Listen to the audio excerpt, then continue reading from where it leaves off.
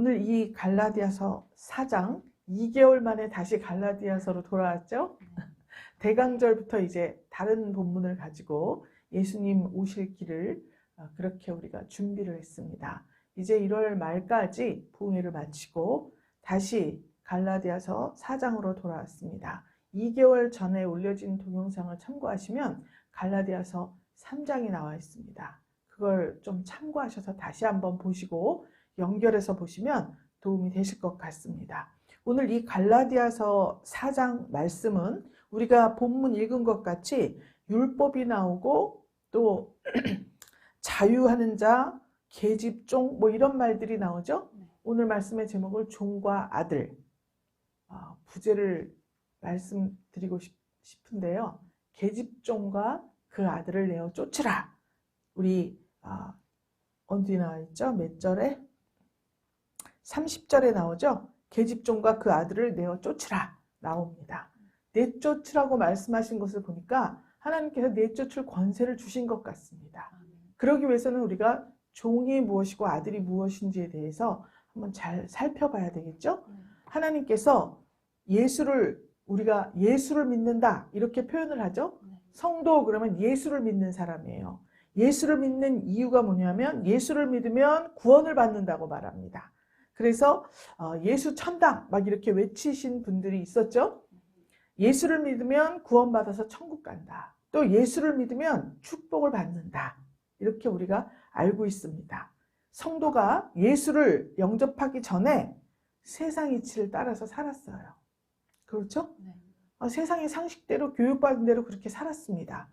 그런데 하나님께서 성도로 부르시고 하나님의 자녀가 되게 하시고 하나님의 자녀가 된 자는 하나님 자녀로서의 권세를 주신다고 말씀을 하셨습니다. 아멘. 그래서 그 세상 이치라는 것을 거스리고 하나님의 약속의 말씀, 그것을 믿음으로 살게 만들어 놓으셨어요. 그래서 우리가 약속에 의거해서 믿음으로 살기 위해서는 이 세상 이치와 세상 상식들을 거스리는 일이 있습니다. 그럼에도 불구하고 하나님께서는 그 속에서 그 모든 거스렸을 때 나타나는 부작용들을 넉넉히 이기도록 해주셨어요. 그것이 권세예요. 세상 이치대로 산다고 한다면 하나님이 말씀하셨죠? 아담을 내어 쫓으면서 뭐라고 말씀하셨습니까? 너 내가 이 에덴 동산에 있는 모든 나무의 실과는 먹어도 되는데 선악을 알게 하는 나무는 먹지 말라 그랬지. 먹으면 어떻게 된다 그랬죠? 정령 죽으리라 말씀하셨습니다. 그런데 그것을 먹고 말았어요. 그랬는데 아담이 잘못했단 말을 안 했습니다. 그렇죠? 그래서 에덴 동산에서 내어 쫓겨서 그대로 잘못했다는 말을 하지 않은 채 살았어요. 하나님께서 뭐라고 말씀하셨죠? 땀을 흘리고 살아라 말씀하셨습니다. 에덴 동산에 있을 때는 그냥 다스리고 지키라고 말씀하셨어요. 그런데 쫓겨난 후에 하나님이 말씀하신 대로 땀을 흘려야지만 내가 살 수 있도록 그렇게 구조가 되었어요. 이것이 세상 이치입니다. 그러면 세상 이치대로 살아갔어요. 그러면 결론이 뭐죠? 정령 죽으리라 하셨잖아요. 죽는 거예요. 그리고 무엇을 하든지 세상의 이치와 상식을 가지고 무슨 일을 하면 그 끝에 가서는 어떤 면에서든지 멸망할 수밖에 없는 삶을 살아가고 있다는 것입니다. 하나님이 죽으리라 하셨잖아요.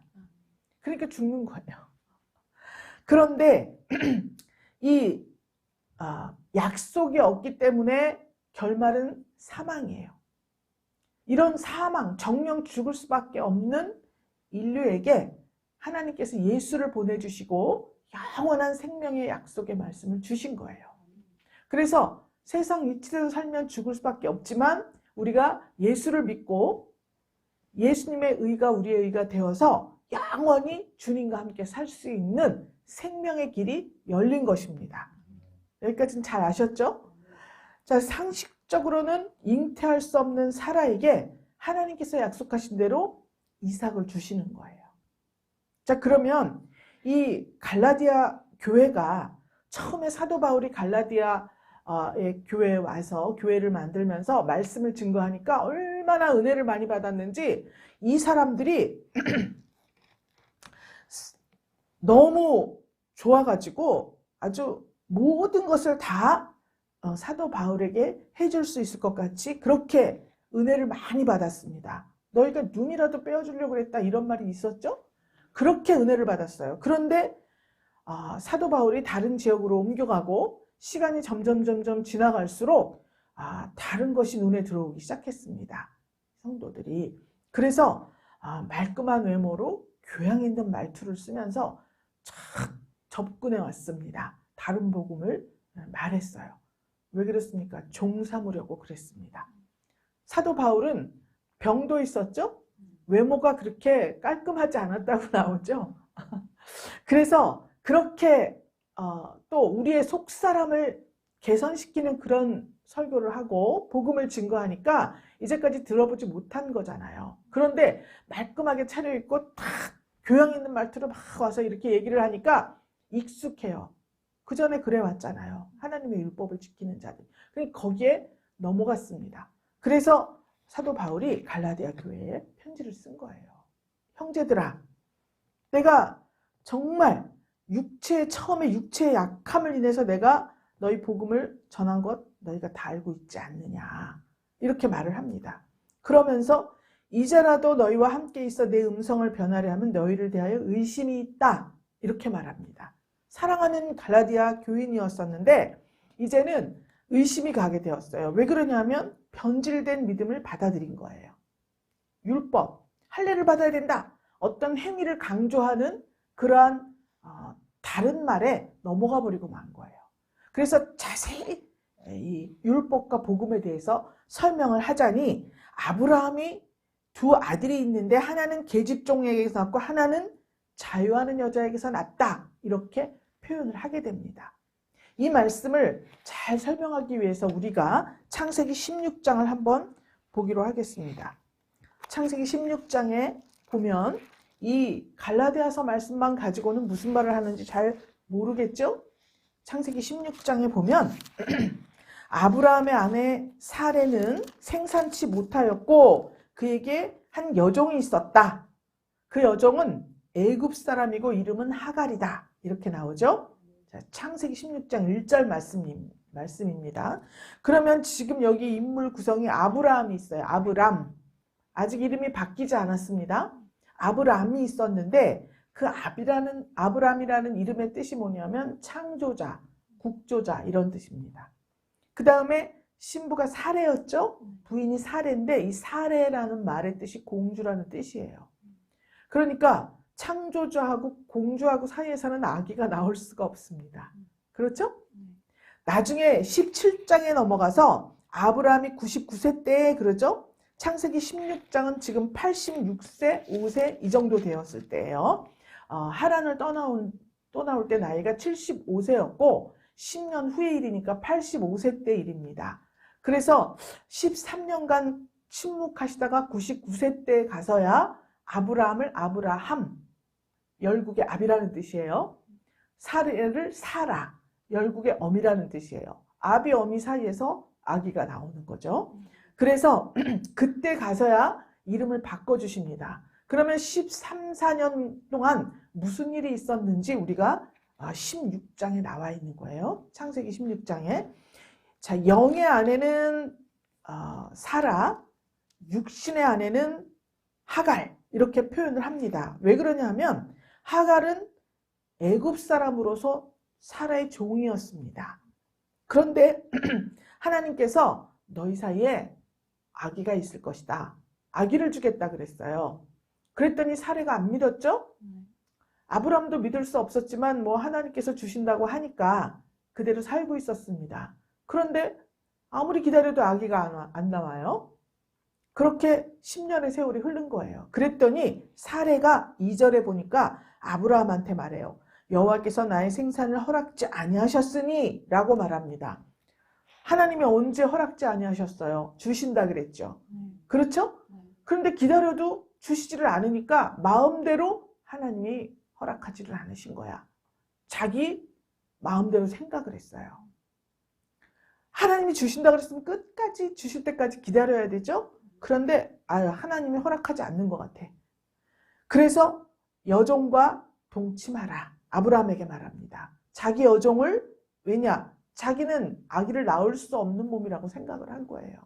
경수도 끊겼고 이렇게 돼서 도저히 불가능한 일이다 생각했기 때문에 하갈을 들여보내는. 그때 아브라함이 사레의 말을 들었다 그랬습니다. 그렇죠? 하와가 이야기를 하니까 아담이 들어서 선악과를 함께 먹었어요. 또 사레가 말을 하니까 아브라함이 그대로 했어요. 항상 문제는 여성에게 있습니다. 열국의 아비는 오늘날의 강단이에요. 열국의 어미 사례는 교회 회중을 말합니다. 항상 회중이, 강단은 하나님의 말씀을 선포하는데 회중이 비틀어서 자기 마음대로 결정을 하고 어떤 의견을 내요. 그러면 꼭 이렇게 멸망으로 가지 않습니까? 그래서 항상 무슨 의견이나 교회를 경영하는 데 있어서, 이끌어가는 데 있어서 어떤 방침은 강단에서 내는 것입니다. 왜 그러느냐? 더 똑똑해서 그러느냐? 그렇지가 않아요. 하나님의 법칙이에요.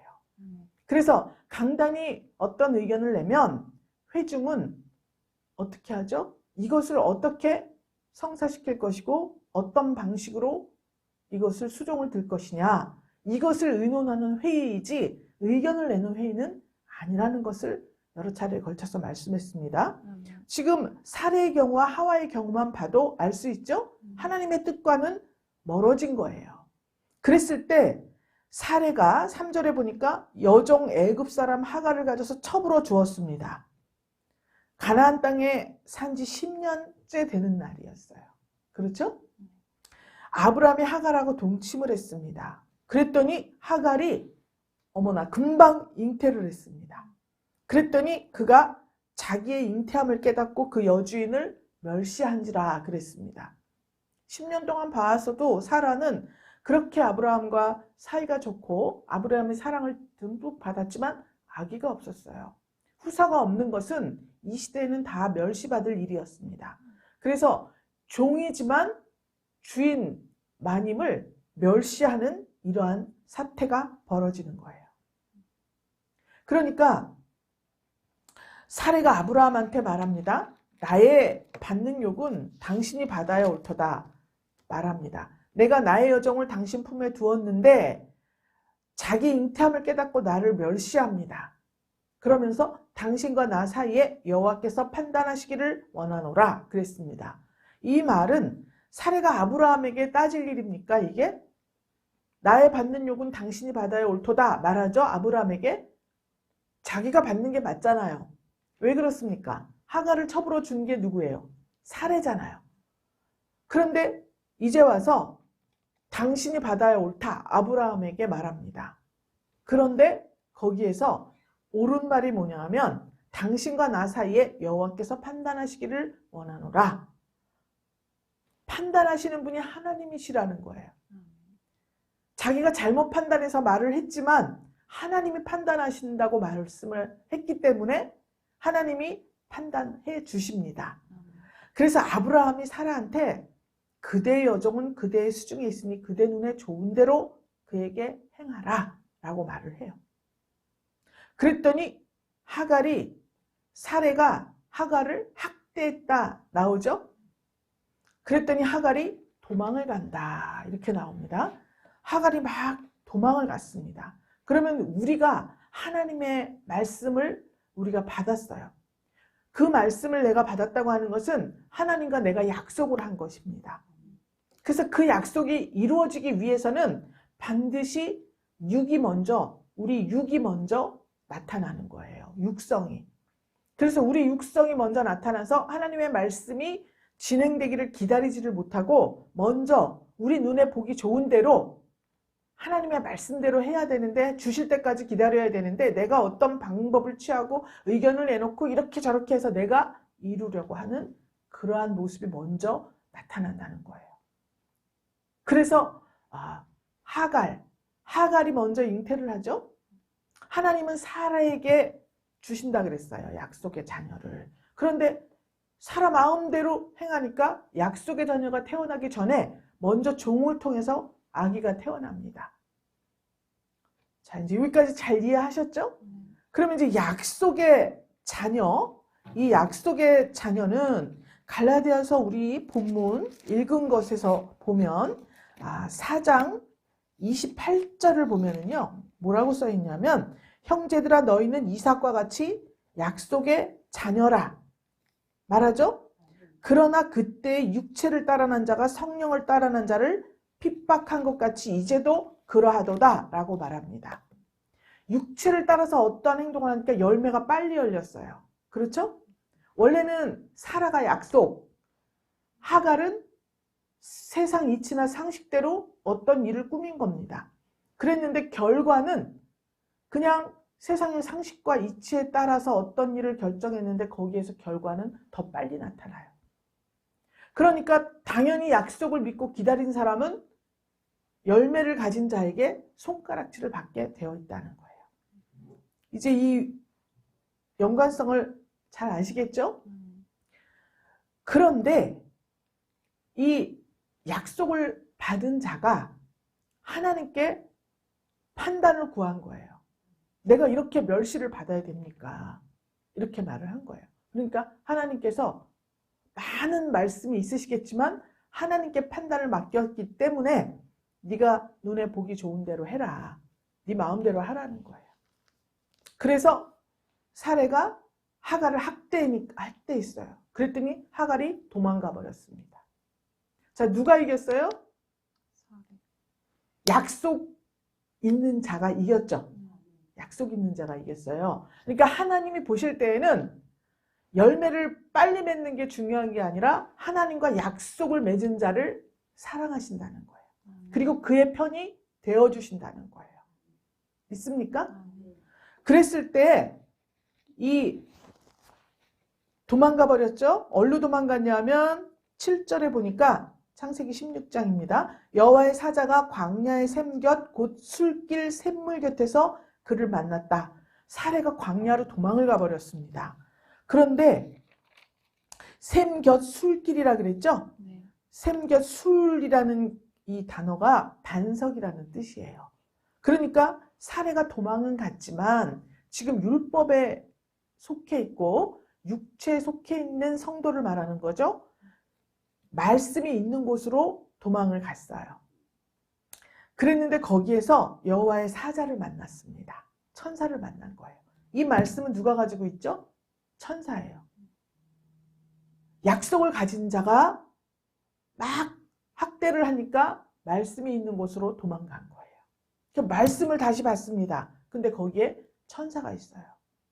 그러니까 육체를 따라난 자, 율법을 준수하고 율법의 행위를 강조하는 그러한 성도이라서 약속이 없어서 하나님께 이순위로 밀려나기는 했지만 그럼에도 불구하고 하나님의 말씀을 따라 사는 자이기 때문에 하나님께서 보장을 해주시는 거예요. 육체의 삶을.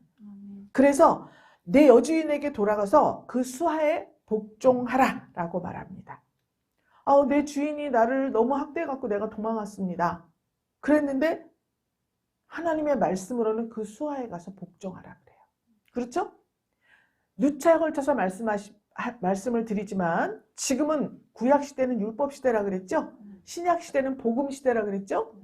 복음시대라는 것은 무엇이냐 하면 율법을 무시하라는 것이 아니라 하나님의 성령을 받아서 율법 기록된 것뿐만 아니라 마음까지도 드려야 된다는 것을 말씀하고 있는 거죠. 이게 복음이에요. 그러니까 성령의 법이 율법보다 상위법이라는 게 여기 나오는 거예요. 그 수하에 복종하라 그랬죠. 율법을 지키는 것도 복음. 사라가 복음이잖아요. 자식을 낳을 수가 없는데 낳게 해준다는 것은 복음이잖아요. 그런데 그 복음은 성령이 주신 거예요. 어디 써놓은 게 없어요. 그렇기 때문에 본인도 잘 믿기가 어렵고 다른 사람에게 증거를 나타내 보이기가 힘들어요. 지금도 성령으로 여러분에게 역사를 합니다. 뭐 이렇게 저렇게 하고 싶다. 아무도 몰라요. 자기밖에 몰라요. 그렇죠? 그런데 아무도 모르는데 내가 이거를 꼭 해야 돼? 성령이 감동하신 건데 어떻게 해야 돼? 해야죠. 아무도 모르지만 해야 돼요. 알아주지를 않아요. 아무도. 그렇죠? 그러나 율법은 어때요? 시키는 대로 하기 때문에 사람 눈에 보기에 딱 좋아요. 그걸 말하는 거예요. 그럼에도 불구하고 마음의 법이 더 상위법이라는 거예요. 그 수하에 들어가서 복종해라 그러잖아요. 일반적으로도 본처가 아기를 못 낳고 첩이 아기를 낳아요. 그렇죠? 그럼 우리나라 궁중 무슨 잔혹사 막 이런 데 보면 장희빈도 어때요? 본처를 다 내어 쫓고 자기가 중전이 되고 자식을 내세우고 이렇게 하잖아요. 그렇듯이 이러한 것들이 그냥 일상사예요. 그러나 하나님의 약속 있는 자의 시선으로 보았을 때에는 옳지 않다는 거예요. 자녀가 있든 없든 하나님의 약속을 가진 자에게 율법은 복종하게 되어 있다. 이게 증거예요. 구절이. 자, 이해가 잘 가셨죠? 이해가 안 가시면 이제 자꾸 또 보시고 또 보시고 하면 이제 깨닫게 됩니다. 그래서 육은 영에게 복종하게 되어 있습니다. 구조가. 왜 그렇죠? 하나님의 명령이기 때문에 그래요. 그 수하에 복종하라 그랬습니다. 그래서 우리가 제가요 하고 싶었는데 그래서 못했어요. 이제 거짓말이라는 것이 이제 나타나는 거예요. 여기서. 왜 그렇습니까? 영은 육에게 명령할 수 있고 하나님께서는 육신은 영에게 복종하라 라고 분명히 말씀을 하셨어요. 그래서 우리 육신이 너무 피곤하고 힘들어서 영이 명령을 안 해서 그런 거죠. 그렇죠? 이게 이제는 핑계할 수가 없습니다. 이렇게 복음, 성령의 법 이런 것들은요. 눈에 보이지는 않지만 하나님의 명령대로 한다면 얼마든지 우리의 육의 사람을 내어 쫓을 수가 있는 거예요. 그래서 이 이스마엘에게 복종하라고 하면서 여호와의 사자가 말을 하죠. 그에게 이르되 10절 내 자손으로 크게 번성하여 그 수가 많아서 셀 수 없게 하리라. 땅에서 복을 주신다는 거예요. 응? 여호와의 사자가 또 네가 잉태를 하였는데 그 아들을 낳으리니 이름을 이스마엘이라 하라. 이스마엘의 뜻이 하나님이 들으신다 이런 뜻이래요. 자, 그래 하나님이 들으셨어요. 여호와께서 내 고통을 들으셨습니다. 말을 했습니다. 하갈도 핍박을 받았잖아요. 학대를 당했잖아요. 그러니까 네 고통을 내가 들어줬다. 그러나 약속을 맺은 사이는 아니에요. 하갈에게 너 내가 이렇게 해서 아기를 낳게 하겠다. 이런 말씀을 하신 적이 없어요. 그냥 인간의 상식대로 그냥 세상 이치대로 들어가서 아들을 낳은 거잖아요. 그렇기 때문에 보장은 없어요. 그럼에도 불구하고 하나님을 찾았죠? 말씀을 좋아하고 말씀을 지키고 이랬기 때문에 약속은 못 얻었지만 하나님이 고통을 들으시고 땅에서 복을 주신 거예요. 그래서 자손을 많이 얻겠다. 그렇게 말하고 12절에 보니까 사람 중에서 들나귀 같이 되리니 그랬습니다. 나귀는 성령을 상징해요. 들나귀는 성령을 방해하는 거예요. 반대예요.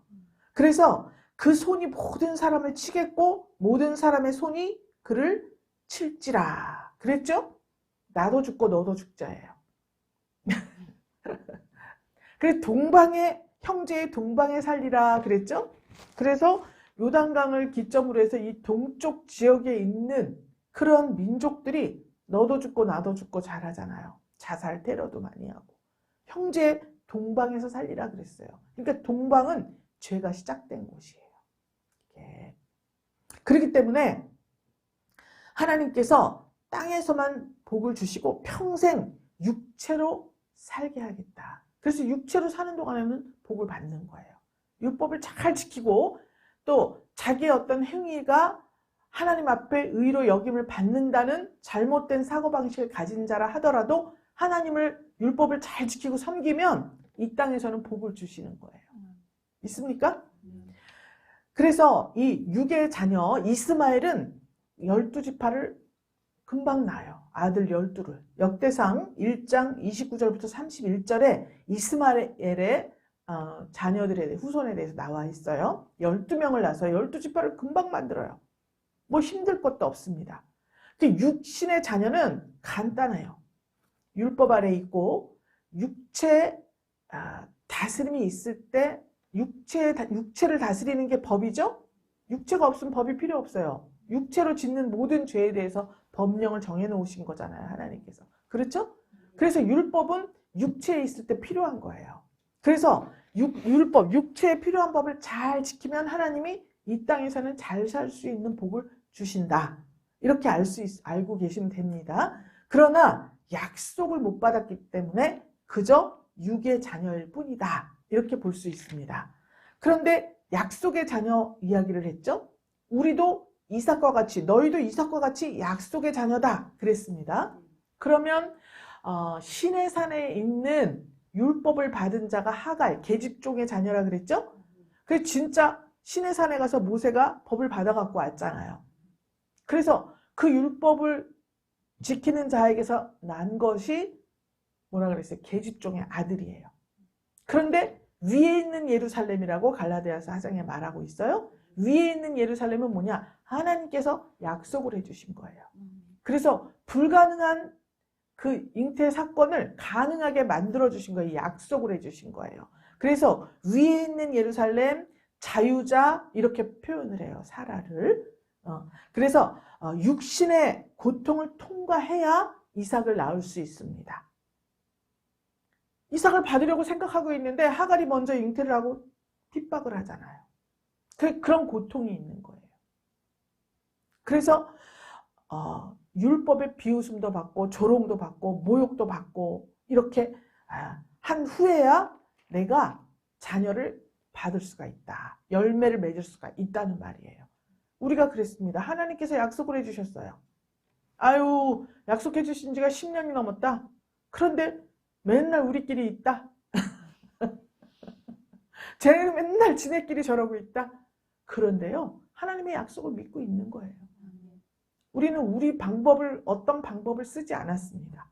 하나님의 약속을 믿고 하나님께서 주실 때까지 기다리는 거예요. 그래서 조롱도 받고 때로는 수치스럽기도 하고 부끄럽기도 하고 그렇게 하지만 서로 약속을 믿자. 그리고 매일 밤 하나님께서 주시기를 기도하고 있지 않습니까? 이렇게 고통스러워요. 그것을 참는 것이 고통스러워요. 무슨 방법을 써서 막 데려다 앉혀놓고 막 이렇게 하고 싶은데 그것을 참는 것이 고통스러워요. 그렇죠? 정말 기다림도 알고 보니까 10년을 기다린 거예요. 그 10년 지나서 이스마엘을 낳게 만드는 거예요. 사레가. 그랬더니 결국은 이삭이 나왔을 때 매일같이 이삭을 조롱하고 놀렸다, 희롱했다 이렇게 나오지 않습니까? 그래서 이 영의 자녀는 이스마엘은 12아들을 낳았는데 뭐 과정도 없고 쑥쑥 잘 낳았습니다. 그렇죠? 그런데 이삭이 야곱을 낳았죠? 에서와 야곱 둘밖에 못 낳았어요. 이삭은. 이스마엘은 12명을 금방 낳잖아요. 그런데 이삭은 에서하고 야곱 둘을 낳았어요. 쌍둥이. 그런데 그 중에서 야곱에게 뜻이 있었습니다. 야곱이 21년 동안 환난을 받았어요. 그렇죠? 집 떠나서 너무너무 고생하다가 돌아왔잖아요. 그래서 아브라함이 율법이다 그러면 이삭은 복음을 상징합니다. 나올 수 없는데 하나님이 약속에 의해서 낳았잖아요. 복음이에요. 근데 그 복음이 금방 어떤 열매, 축복 이것을 준 것이 아니라 에서와 야곱이 환난을 당하게 되었습니다. 그래서 약속의 자녀는 반드시 환난을 통과해야 돼요. 그래서 환난을 통과하고 나서 야곱에게 12아들을 주죠. 거기에서 유다는 영적 장자로서 메시아가 나오는 계보가 되고 요셉은 육적 장자로서 메시아 계보인 유다 지파를 도와주게 만들어 놨죠. 그래서 그때서야 영의 자녀를 출산할 수 있는 겁니다. 영적 교회가 라헬이었어요. 야곱의 부인. 그래서 이렇게 복잡해요. 그리고 오래 걸려요. 이게 영의 자녀 출산 과정입니다.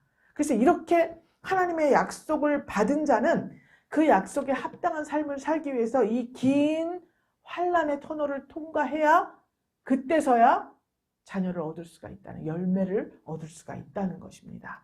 이제 잘 이해를 하셨죠? 아멘. 그래서 하나님께서 아브라함에게 너희가 이제 400년 동안 애굽에서 종살이를 할 거다. 그리고 4대 만에 가나안에 들어가게 될 것이다. 말을 합니다. 그런데 실제로 보면 8대 만에 들어가요. 그러니까 하나님 계산에는 약속의 자녀만 대수에 들어가는 거예요. 그래서 아브라함, 이삭, 야곱, 그 다음에 요셉 갈 때 여호수아가 들어갔죠? 갈 때 요셉 해골을 가지고 들어갔습니다. 그래서 영적으로는 4대예요. 믿습니까? 여호수아가 예수님을 상징하잖아요. 그렇죠? 그래서 실질적으로 모세, 고핫, 아므람 쭉 따져보면 8대인데 그 대수가 아니라 요셉의 해골을 가져가서 마지막으로 4대가 채워지는구나. 이렇게 우리가 알면 됩니다. 그래서 창세기 16장 6절에 보면 하나님께서 말씀하신 것이 있어요. 하나님께 판단을 여러분들이 맡겼어요. 판단을 맡길 때 너의 눈에 좋은 대로 하라 그랬습니다. 그러니까 눈에 좋은 대로 하는 게 두 가지 방면으로 나누어집니다. 롯이 아브라함 목자들, 롯의 목자, 아브라함의 목자가 다툴 때 뭐라 그랬죠? 롯이 자기 눈에 딱 보이는 소돔 고모라를 선택했습니다. 그런데 여기서 사라에게는 그대의 눈에 좋은 대로 하라. 하나님이 말씀하신 거예요. 그러면 롯의 상태와 사라의 상태가 서로 다른 것을 알 수 있죠? 그러니까 이때까지 하나님의 판단에 우리의 삶을 맡긴 자에게는 하나님께서 눈에 좋은 대로 하라라고 말씀을 하시는 거예요. 믿습니까? 아멘. 자, 그러면 하나님께서 판단하기를 우리가 구해야겠죠? 우리의 삶 속에서. 그랬을 때 교회 안에 항상 사라와 하갈이 있듯이 우리 안에 약속을 믿고 정말 오래 걸리고 지루하고 인내를 요해도 하나님의 약속이 이루어질 때까지 기다려야 되겠다는 마음이 있고, 또 반면에 하갈과 같이 어떤 무슨 내가 인간적인 방법을 취해서 빨리 하나님이 말씀하신 이 약속을 이루어야겠다라고 생각하는 두 가지 마음이 있다는 거예요. 그런데 이 마음을 억제하지 못해서 이 마음, 하갈의 마음이 아들을, 열매를 얻은 거예요. 그래서 그 열매를 가지고 우리가 살고 있는 거예요. 그러니까 하나님께서 오늘 말씀하시는 거예요. 계집종과 그 아들을 내어 쫓으라. 그래서 진짜 창세기 21장 한번 넘어가 보시면요. 21장 8절에 보면 이삭이 자라가지고 젖을 떼고 이삭의 젖 떼는 날에 아브라함이 큰 잔치를 베풀었다고 나옵니다. 그런데 사라가 이렇게 보니까 아브라함의 아들 애굽 여인 하갈의 소생, 즉 이스마엘이죠. 이스마엘이 이삭을 희롱하는지라 9절에 나와요. 그러니까 그가 아브라함에게 또 사라가 이야기를 해요. 이 여종과 그 아들을 내어 쫓으라. 이 종의 아들은 내 아들 이삭과 함께 기업을 얻지 못하리라. 바른 생각이에요? 그른 생각이에요? 바른 생각이죠. 사라가 딱 보니까 이스마엘이 이삭을 희롱하는 거예요. 같이 두면 안 되겠구나. 그래서 아브라함에게 저 계집종과 그 아들을 내쫓아라. 딱 이야기를 합니다. 하나님께서 판단하신다는 사고방식을 갖고 살았죠? 그랬더니 이삭을 낳았죠? 그런데 그 이삭이 희롱당하는 것을 보고 또 하나님이 판단하실 때 약속이 있는 자와 자기 마음대로 어떤 일을 맺은 열매가 상충될 때는 어떡하지? 이것을 내어 쫓아야 된다는 거예요. 내어 쫓으라 이야기를 하죠? 오늘 갈라디아서 4장에서 이 말씀을 하고 있는 거예요. 그래서 위에 있는 예루살렘, 또 시내산에 있는 율법의 종, 갈라디아서 4장으로 다시 돌아갔을 때 계집종에게서 또 자유하는 여자에게서 둘 갈라진 거예요. 그래서 위에 있는 자유하는 여자 사라예요. 약속받은 자. 계집종 하갈입니다. 그랬을 때 이 자유하는 여자에게 권세를 주셨습니다. 자, 이삭은 지금 이삭 자기밖에 없죠? 이스마엘은 12 아들이 있죠? 1대 10이에요, 여러분. 그래서 하나님의 약속을 붙잡고 있는 성도에게 하나님께서 무슨 권세를 주었느냐? 그냥 우리가 하나님의 자녀되는 권세를 주었다 이렇게 알고 있죠? 구체적으로 1대 12 이스마엘의 12지파를 얼마든지 내어 쫓고 마음대로 할 수 있는 권세를 하나님이 주신 거예요. 아멘. 복잡하고 어렵지만 오늘 말씀을 다시 묵상하고 또 묵상하고 또 묵상하면 하나님께서 주시는 이 1대 12의 권세를 받으실 수 있습니다. 아멘. 오늘 이 말씀을 잘 묵상하고 깨달아서 내가 한 사람이지만 12명을 능히 상대할 수 있는 권세, 이 권세를 받으셔서 여러분들의 영이 하나님께 받은 약속, 이것을 이루려고 하는 마음, 이것이 이 계집종과 그 아들과 같이 이 세상의 어떤 상식과 이치대로 살아라고 자꾸 속삭이는 이것들을 다 내어 쫓는 그런 역사가 있으시기를 주님의 이름으로 축복합니다. 아멘. 이 권세를 받으셔서 12 그러면 이것은 교회를 상징하는 숫자라고 했죠. 교회가 이루어지지 못하도록 가로막는 이런 악한 사단 마귀의 권세가 있습니다. 능히 이것을 물리칠 수 있다는 거예요.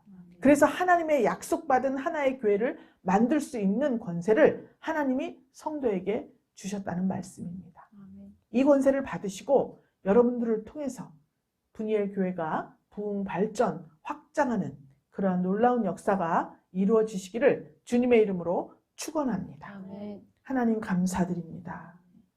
하나님께서 판단하신다는 것을 믿는 믿음을 가진 분이엘 권속들이 되게 하여 주옵소서. 아멘. 그래서 그들의 눈에 좋은 대로 행하였더니 하나님께서 계집종과 그 아들을 내어 쫓을 수 있는 권세를 주신 것을 믿습니다. 아멘. 이 권세를 받아서 하나님께서 분이엘 교회에 주시고자 하시는 많은 영혼들이 저들을 통하여 하나님 꽉 채워줄 수 있도록 축복하여 주옵소서. 아멘. 모두 다 사라가 되어서 주님 약속의 자녀 열매를 주렁주렁 맺는 놀라운 역사가 있기를 간절히 축복하며 살아계신 예수 그리스도 이름으로 기도드렸습니다. 아멘. 아멘.